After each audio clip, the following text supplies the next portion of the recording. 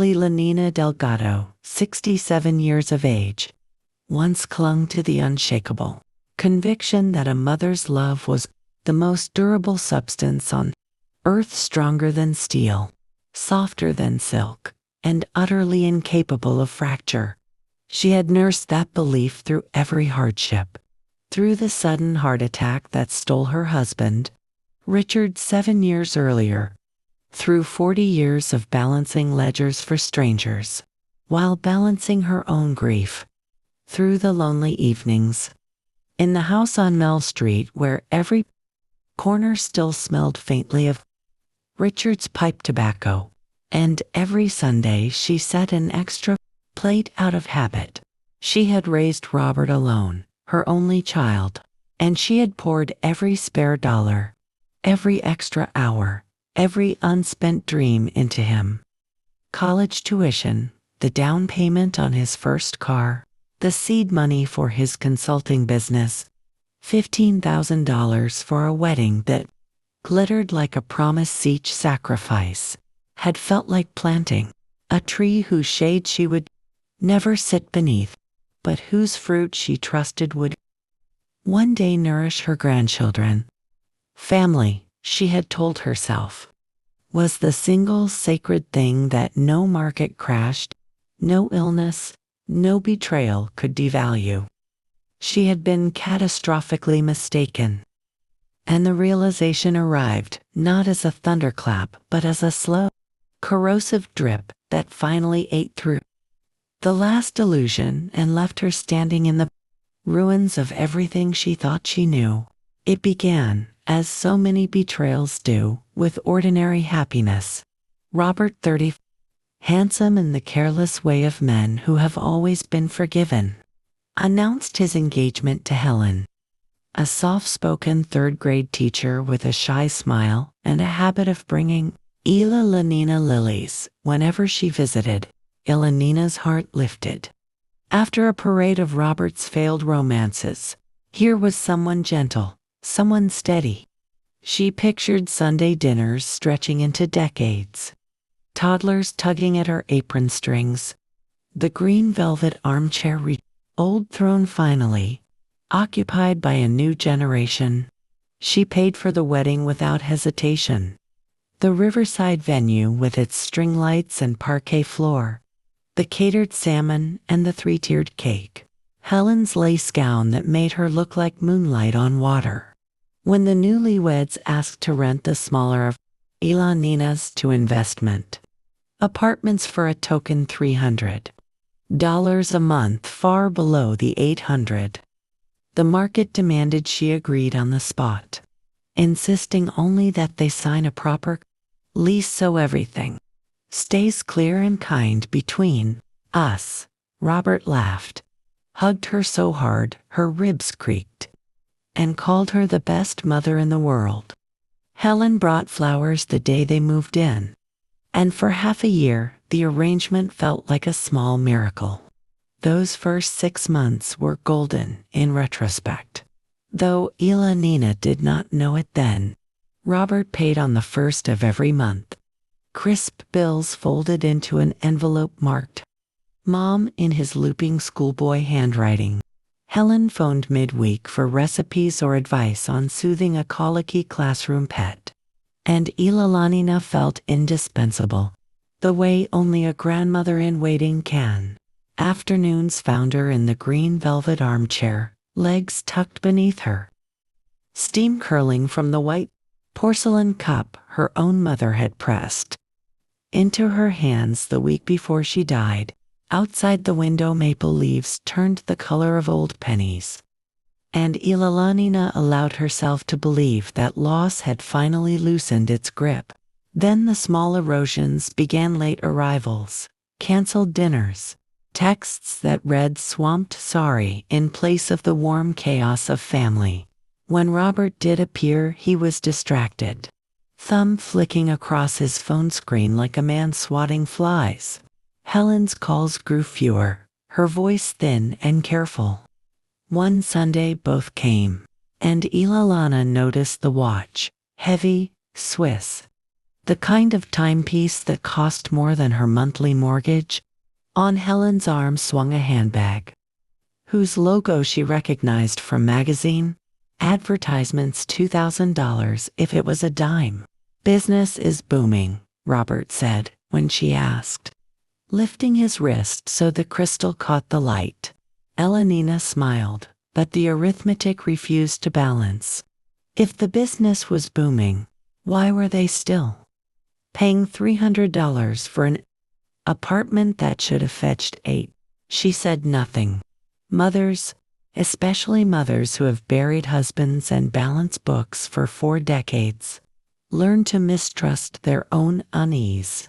She told herself she was being petty, provincial, the caricature of the suspicious mother-in-law. The signs accumulated anyway. A bank alert about a decline charge. A checking account that should have held $5,000 for emergencies, now gasping at $200. A transaction history that read like a ledger of someone else's life. Boutiques, Michelin-starred restaurants. A luxury clothier in the Prudential Center. A resort in Miami booked for 2. The bank confirmed what her stomach already knew. Every charge had been authorized by the supplementary debit card she had added. Robert, 15 years earlier, back when he was a homesick freshman who might need grocery money in a pinch. She canceled the card, changed every password, requested 6 months of statements, and sat at her kitchen table until the numbers blurred. $8,200. Gone, not borrowed, not discussed, not even acknowledged. She waited 3 days for Robert to confess, to arrive pale and penitent with some story of cash flow trouble and a promise to make it right. Instead, on a Thursday, when Helen had begged for homemade soup because morning sickness had hollowed her out, Ilalana let herself into the apartment with her landlord's key. The rooms smelled of takeout Thai and new leather. Voices drifted from Robert's office's voice, low and laughing, the sound of a man who believed himself unobserved. She stood frozen outside the door and listened to her son brag. He had already canceled her primary credit card by phoning the bank and impersonating her financial advisor, using photocopies of her documents he had lifted months earlier. The old lady barely checks her statements, he crowed. Now, if she wants anything, she'll have to call me and beg. Time she learned who's in control. The laugh that followed was sharp, enough to cut glass. Ilalina backed out without a sound, drove home with both hands locked at 10 and 2. And only when the front door clicked shut behind her did the dam break. She cried until her ribs ached, until the green velvet armchair was damp with salt, until the white porcelain cup trembled so violently in her hands she set it down for fear of shattering the last thing her mother had ever given her. Then the tears stopped, and in their place rose a cold, methodical fury. She had survived widowhood at 60, had kept a roof over her head and food on the table through sheer stubborn arithmetic. She would not be dismantled by the boy she had rocked to sleep with lullabies in 3 languages. That night she worked like the accountant she was. Lease agreement, property titles, bank reports. The clause she herself had insisted on 2 years. Earlier immediate termination for tenant misconduct or breach of trust.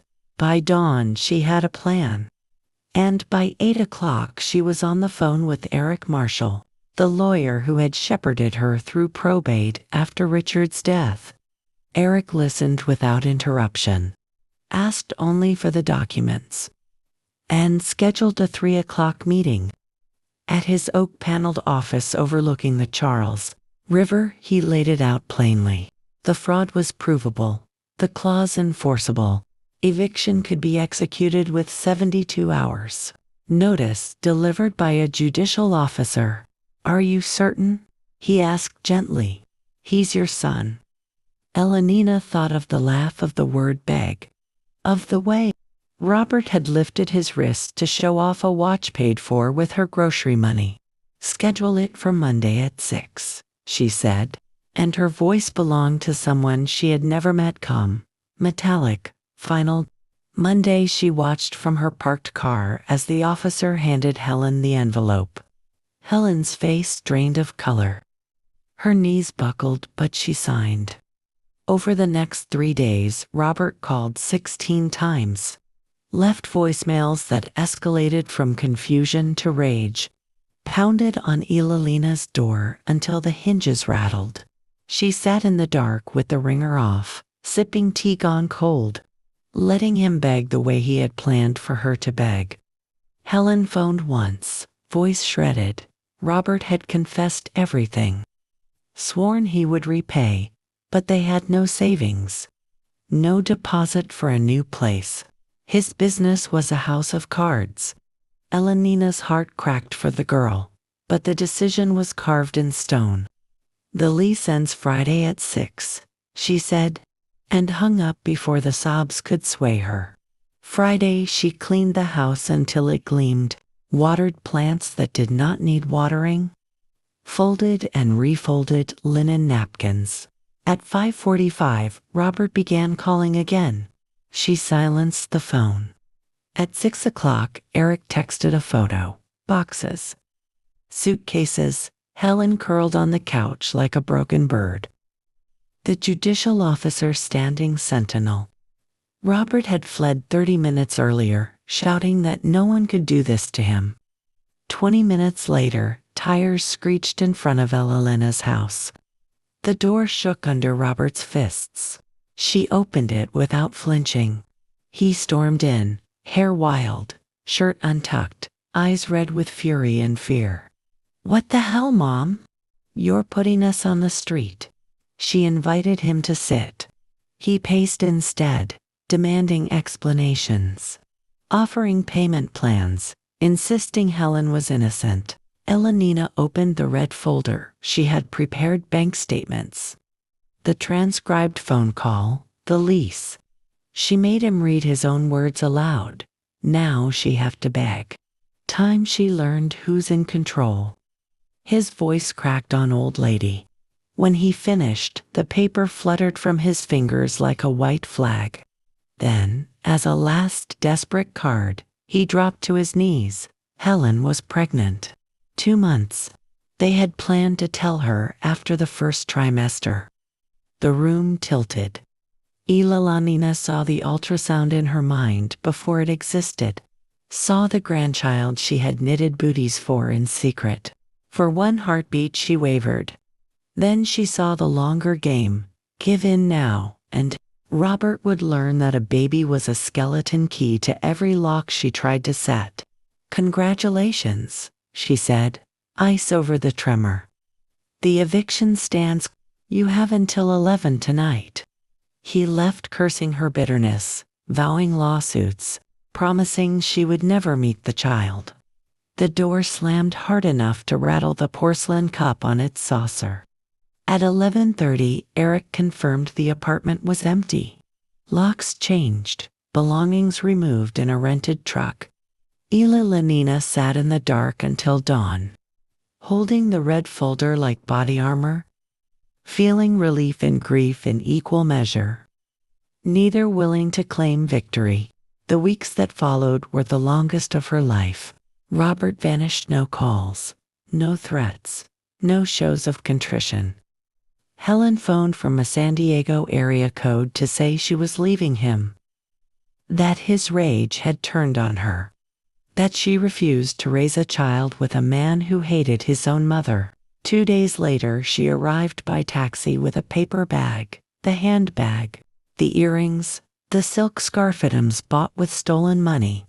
"They burned my hands," Helen said. She pressed an ultrasound photo into Elenina's palm, a grainy comma of a human with a heartbeat like a hummingbird. "The baby is innocent," she whispered. "When the time comes, if you want to meet him, I'll make it happen." sold the returned luxuries for $3,000 and opened an account labeled Richard Jr. Education.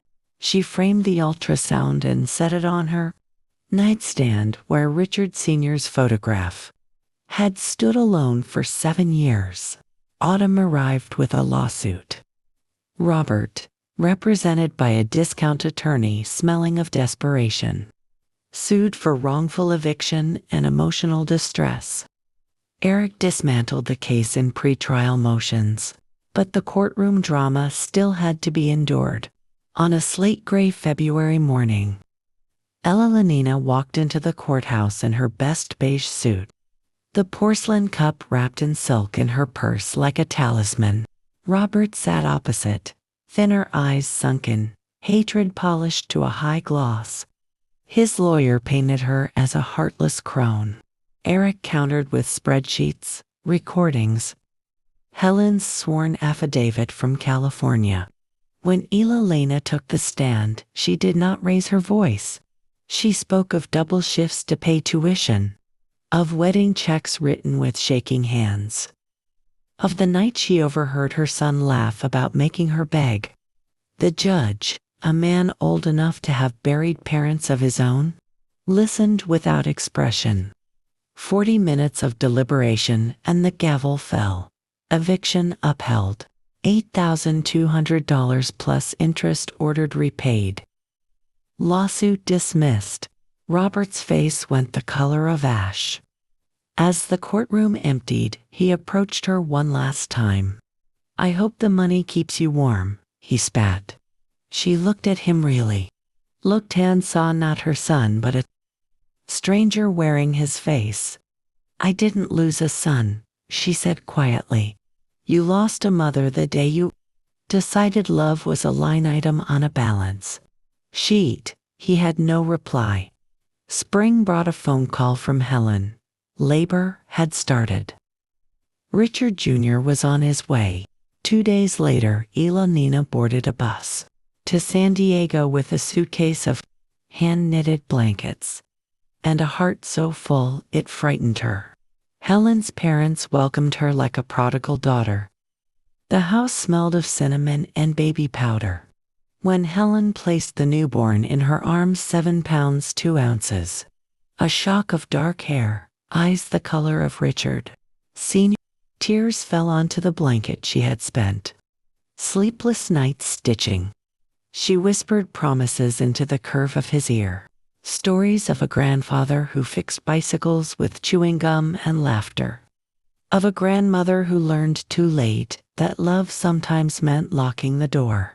The baby's fist closed around her finger with surprising strength, and in that grip she felt the first shoot of a new family tree pushing through the scorched earth. Robert never surfaced to meet his son. He filed bankruptcy. The court-ordered repayment dissolved into legalese. Ella Nina told Eric to let it go. She had reclaimed her home, her peace, her name. Helen moved closer, renting a small house 20 minutes away so Richard could toddle between 2 grandmothers. Every Thursday, Mary Beth came for coffee and photographs. Richard's first steps, his first tooth, his first word, an enthusiastic gamma that melted Ella Lenina into puddles. She kept the green velvet armchair, the white porcelain cup, the framed ultrasound now joined by a gallery of crayon drawings.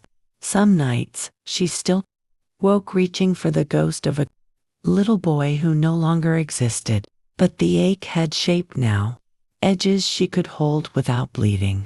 1 year to the day after the eviction, Ella Lena sat in the golden hush of late afternoon, album open on her lap, tea cooling beside her. Outside, the garden Richard had planted, stubborn as grief, blazed scarlet against the fence. She traced the latest photo, Richard Jr., age 1, smeared with birthday cake, laughing with his whole body. In her journal she wrote, "Today marks one revolution around the sun since I chose dignity over denial. The pain is a bruise that never quite fades, but it no longer dictates my pulse. I have learned that boundaries are not walls. They are doors I decide who walks through. I have learned that love can be fierce without being fatal. And I have learned that at 67 a woman can still plant something new and watch it grow taller than the weeds that tried to choke it. She closed the book, lifted the porcelain cup and broken. Luminous Anne drank the last of the tea. The house was quiet, but it was the quiet of a fortress, not a tomb. Somewhere down the street a child laughed, and Ila Lenina smiled, knowing the sound was coming home to her, one Sunday at a time. If you're watching this video, please give it a like, subscribe to Instant Revenge, and share in the comments where you're hearing this story from. I'd love to know how far it's traveled.